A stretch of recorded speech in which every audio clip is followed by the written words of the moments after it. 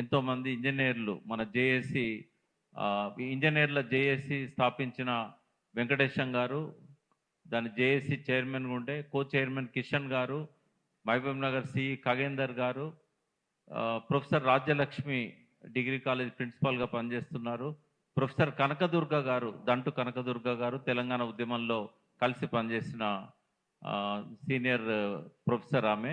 ఇట్లా చాలా మందిని మాతో కలిసి ఒక 3 నెలల నుంచి ఈ ఏదన్నా అస్తిత్వం కోసం మనం ఏమన్నా చేయాలి. ఎందుకు వచ్చింది ఆలోచన అంటే, ఈ తనుగుల చెక్ డ్యామ్ను కొంతమంది ఇసుక మాఫియా పేల్చేసిన సంగతి మీకు అందరికి తెలుసు. ఆ సందర్భంగా water man of India Rajender Singh గారు కూడా వచ్చి ఇదే ప్రెస్ క్లబ్లో ఈ ఇసుక మాఫియా చేసిన దుశ్చర్యల గురించి సాక్ష్యాధారాలతో సహా బయటపెట్టడం జరిగింది. సో ఎప్పుడైతే అది జరిగిందో మాకు అర్థమైంది ఏంటంటే, తెలంగాణలో విధ్వంసం చేసే శక్తులు ఉండవు. తెలంగాణ వాళ్ళు కూల్చేయడంలో ముందుండరు, నిర్మాణంలో ముందుంటారు. మరి ఎక్కడి నుంచి వచ్చింది పనికి మాలిన సంస్కృతి? ఈ కూల్చేయడం ఏంటి? ఈ కూల్చేయడం అనేది మన సంస్కృతే కాదు కదా. 10 మందికి మేలు చేసే సంస్కృతి మనది. మనం ఒకరికి మేలు చేయలేకపోయినా కూడా కీడు చేసే స్వభావం తెలంగాణ వాళ్ళది కాదు. తెలంగాణ అస్తిత్వం అనేది క్రమక్రమంగా ప్రమాదంలో పడుతున్నది. తెలంగాణ ఉద్యమంలో ముందున్న వాళ్ళము తెలంగాణ రాష్ట్రం వచ్చిన తర్వాత మనం అస్తిత్వం గురించి అసలు పట్టించుకోలేదు. దానివల్ల జరగాల్సిన నష్టం చాలా జరుగుతున్నది. దాదాపు 2014లోనే ఇట్లాంటి ఒక అస్తిత్వ వేదిక అనేది ఏర్పాటు చేయాల్సిన అవసరం ఉండే. ఎందుకంటే చాలామంది యంగ్ జనరేషన్కి ఈ తెలంగాణ ఉద్యమం ఎందుకు వచ్చింది, తెలంగాణలో ఈ సోయి అనేది ఇప్పుడున్న జనరేషన్కి అసలు కంప్లీట్గా లేకుండా పోయింది. సార్ పైకి రండి, నాగేంద్ర ఒక చైర్ సార్ పైకి అండి. సిహెచ్వి ప్రభాకర్ రావు గారు, వారు సీనియర్ జర్నలిస్టు జగిత్యాల, అదేవిధంగా పత్రికకు కూడా తన ఎడిటర్గా ఉన్నారు. వారు కూడా మాతో కలిసి పనిచేస్తున్నారు. వారికి స్వాగతం. సో అందుకే నవతరానికి తెలంగాణ మీద ఒక సోయి రావాల్సిన అవసరం ఉంది. మరి అస్తిత్వం అంటే ఏంది? అస్తిత్వం అంటే మన రూట్స్, మన మూలాలు. మన మూలాల గురించి చెప్పాలనుకున్నప్పుడు చరిత్ర, సంస్కృతి, ఇక్కడ చరిత్ర ఎప్పటి నుంచి ఉంది? ఇక్కడ ఆది మానవుల కాడ నుంచి ఉంది, రాతి యుగం నుంచి ఉంది. మన పెద్దపల్లికి సంబంధించిన రాజ్యలక్ష్మి గారు రండి, పైకి రండి, ఇంకొక చేరేయండి. ఇందాకనే చెప్పాను, professor Rajyalakshmi degree college principal తను, వారు కూడా మాతో పాటు పనిచేస్తున్నారు. సో ఆది మానవుల మూలాలు ఇక్కడ ఉన్నాయని చెప్పిన మొట్టమొదటి వ్యక్తి ఠాకూర్ రాజారాం సింగ్ పెద్దపల్లి. ఆయన ఇక్కడి వాడు కాడు, రాజ్పుత్ ఫ్యామిలీ. అయినా కూడా మన అస్తిత్వం గురించి ఆయనే మారుమూల ప్రాంతాలకు కూడా గోదావరి తీరాలకు పోయి ఆయన అన్వేషణలోనే ఆ డైనోసార్ యొక్క అవశేషాలు కానీ, గోదావరి ఒడ్డున ఏటూరు నాగరం దగ్గర రాతి యుగపు పనిముట్లు కానీ ఆయన బయటపెట్టడం జరిగింది. అంటే తెలంగాణ సంస్కృతి చరిత్ర అనేది ఇదేదో శాతవాహనుల కాలం నుంచో బుద్ధుని కాలం నుంచో ఉన్నది కాదు. ఇది ఆది మానవుని కాలం నుంచి కూడా ఇక్కడ ఉంది. ఇక్కడ మేడారం అడవుల్లో ఉండే ఆదివాసులంతా కూడా ఇక్కడ మూలవాసులు అనే విషయాన్ని ఠాకూర్ రాజారాం సింగ్ గారు బయటపెట్టడం జరిగింది. సో మన అస్తిత్వంలో ఆనాటి నుంచి మనం చూసినట్టయితే బుద్ధుని సంస్కృతి, బుద్ధుని జీవితకాలంలోనే ఇక్కడ విరాజిల్లింది. బుద్ధుని బోధనలు కానీ, బుద్ధుని సంస్కృతి కానీ, అందులో ఉన్న మంచిని మనము ఇప్పటికీ కూడా మనం మన తరానికి అందించాల్సిన అవసరం ఉంది. బౌద్ధ మతంలో ఉన్న విశిష్టత కానీ, బౌద్ధ మతంలోని మంచి కానీ, అదేవిధంగా ఆ తర్వాత వచ్చిన రాజవంశాలు వాళ్ళు ప్రవేశపెట్టిన అనేక సంస్కరణలు ఈ సమాజం అంతా క్రమక్రమంగా ఎదుగుతూ వచ్చింది. ఒక్కొక్క రాజరికంలో వాళ్ళు కొన్ని మంచి, కొన్ని ప్రజలకు పనికొచ్చేటి చెప్తూ వచ్చారు. సో అవన్నిటిని కూడా మన సంస్కృతిలో, మన చరిత్రలో భాగంగా చూస్తాం. ఇటీవల కాలంలో కూడా, కాకతీయుల కాలంలో మీకు అందరికీ తెలుసు, ఒక గొప్ప నాగరికత ఈ గడ్డ మీద విలసిల్లింది. అంటే వాళ్ళ చరిత్రను మనము తెలుసుకోకుండా, వర్తమానాన్ని అర్థం చేసుకోకుండా మనం భవిష్యత్తును నిర్మించలేం. తెలంగాణ ప్రజల ఆకాంక్ష ఒక బంగారు భవిష్యత్తు మనకు ఉండాలి. కాబట్టి ఒక ఉజ్వలమైన భవిష్యత్తు కోసం తెలంగాణ ప్రజలు చాలా త్యాగాలు చేశారు. 1969లో మనకు తెలుసు 370 మంది తుపాకీ గుళ్ళకు బలైపోయారు. ఎందుకోసం అంటే తెలంగాణ వస్తే మన బతుకులు బాగుపడతాయి, మన భవిష్యత్తు మనకు భద్రంగా ఉంటుంది అని చెప్పి ఎంతోమంది ఆ ఉద్యమంలో ప్రాణాలు కోల్పోయారు. తర్వాత వచ్చిన మలిదశ ఉద్యమంలో 1200కు పైగా యువకులు వాళ్ళంతట వాళ్ళే ఆత్మహత్యలు చేసుకున్నారు, బలవన్ మరణాలకు పాల్పడ్డారు.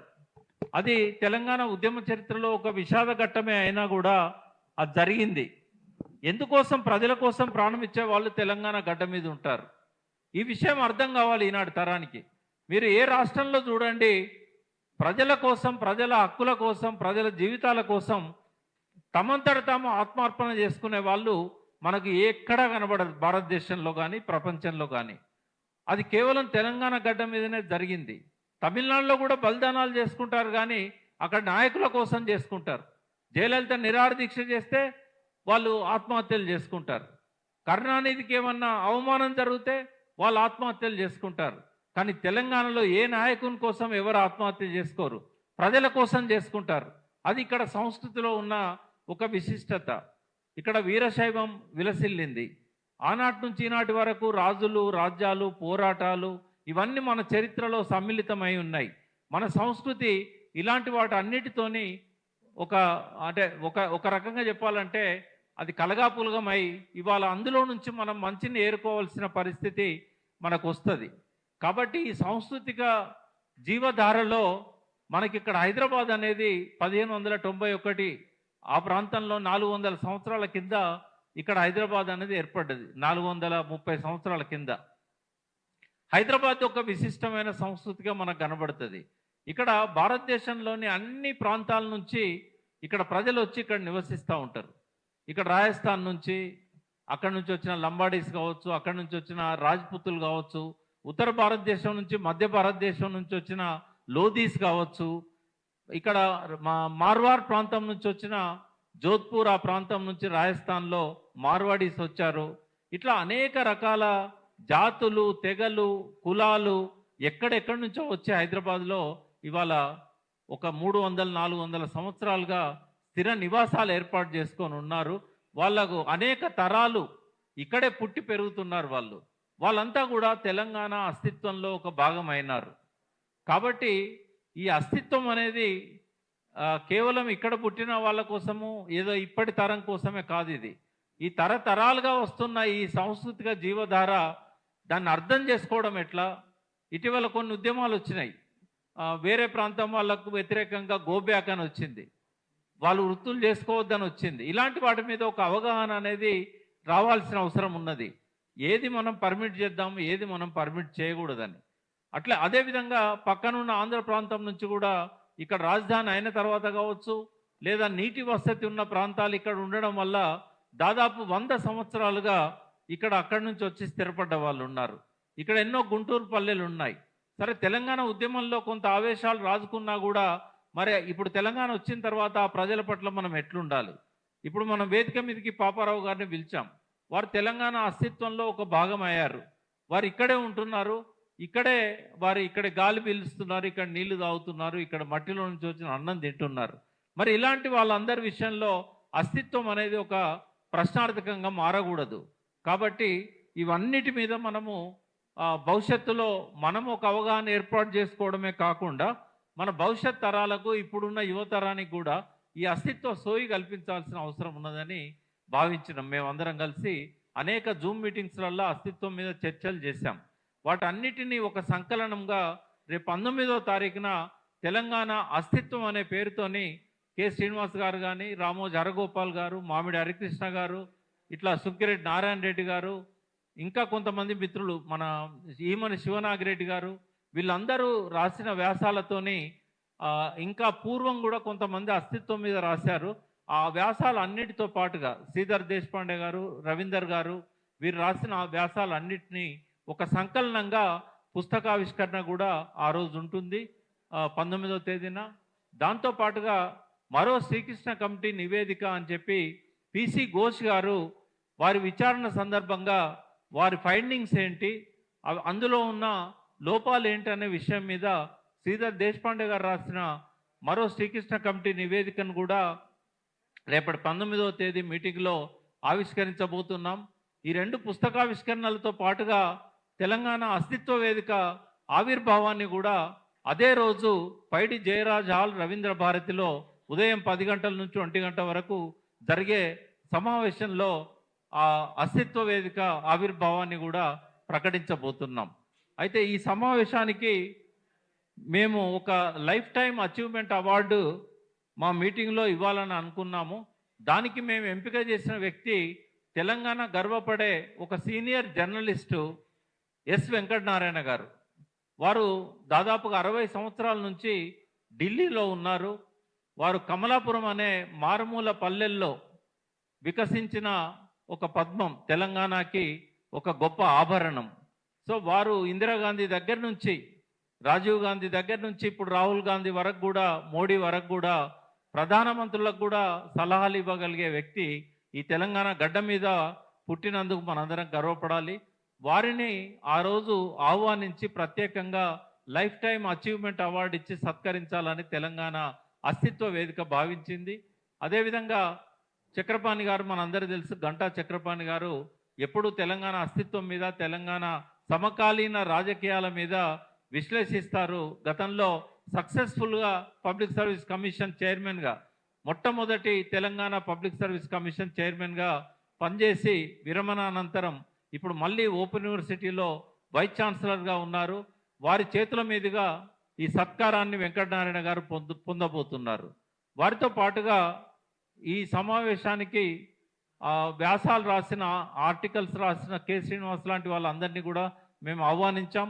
అల్లం నారాయణ గారు కూడా ఆయన తెలంగాణ అస్తిత్వానికి ఒక ప్రతీకలాగా అనేక పుస్తకాలు రాశారు, ప్రాణహిత లాంటి పుస్తకాలు. తెలంగాణ ఉద్యమ కాలమే కాదు, తెలంగాణ ఉద్యమానికంటే ముందు కూడా ఆయన ప్రజల కోసం పనిచేసిన ఒక గొప్ప జర్నలిస్టు. ప్రెస్ అకాడమీ చైర్మన్గా ఆయన 9.5 సంవత్సరాలు పనిచేశారు. వారిని కూడా మేము ఆ రోజు వేదిక మీదకి ఆహ్వానిస్తున్నాం. వారితో పాటుగా ఈ సంస్థలో ఉన్న ముఖ్యులందరూ కూడా అందులో భాగం అవుతున్నారు.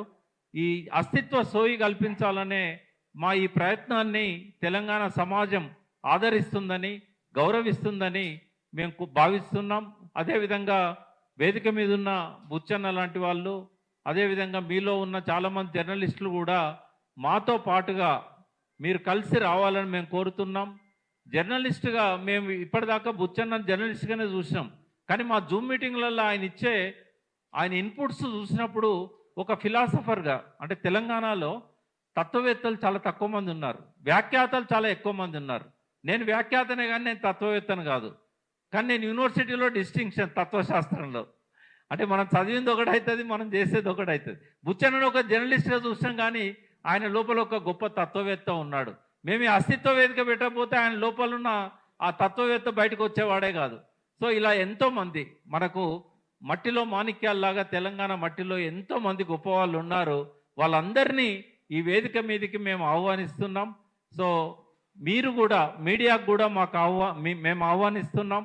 10 గంటల కల్లా రవీంద్ర భారతిలో ఎల్లుండి ఉండాలని చెప్పి మీడియాకు మరొకసారి కోరుతూ, మా మిత్రులు కూడా మీతో 2 నిమిషాలు పంచుకుంటారు. ముందుగా శ్రీధర్ దేశపాండే గారు అందరికీ చిరపరిచితులు.